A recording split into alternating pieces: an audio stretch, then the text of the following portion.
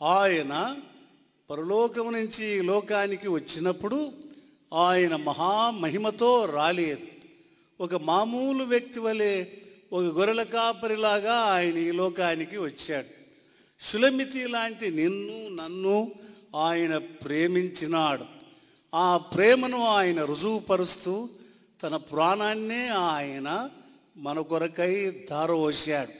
మనల్ని ప్రేమించి ఆయన ఇట్లా వాగ్దానం చేశాడు, నేను మిమ్మల్ని పెళ్లి చేసుకుంటాను అని. కానీ నేను పెళ్ళికి ముందు నేను మీకు నివాస స్థానాలు ఏర్పరచాలి, మళ్ళీ వస్తాను అని అన్నాడు.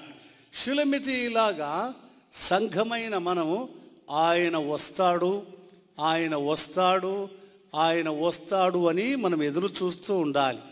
వాగ్దానం చేసిన ఆ కాపరి, వాగ్దానం చేసిన మన ప్రభు తిరిగి రానే వస్తాడు. సంఖ్యాకాండం 23వ అధ్యాయం 19వ వచనం ప్రకారము ఆయన అబద్ధమాడుటకు నరుడు కాదు. యోహాను సువార్త 14వ అధ్యాయం 6వ వచనంలో ఆయనే సత్యం. యోహాను సువార్త 17వ అధ్యాయం 17వ వచనంలో ఆయన మాట సత్యం. సత్యమైన ప్రభు, వాగ్దానము చేసిన ప్రభు తిరిగి రానై ఉన్నాడు.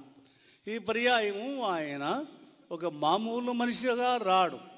దూత గణములతో రాజుల రాజుగా, పెండ్లి కుమారుడుగా ఆయన మధ్యాకాశములోనికి వచ్చి షులమితి అనే సంఘాన్ని ఆయన తీసుకొని పరలోక యెరూషలేమునకు వెళ్ళి అక్కడ ఆ షులమితిని అనగా సంఘాన్ని వివాహమాడనై ఉన్నాడు. అప్పటి నుంచి సంఘము అనే షులమితి ఆ ప్రభువుతో నిత్యము ఆనందములో ఉండనై ఉంది. అది కథ.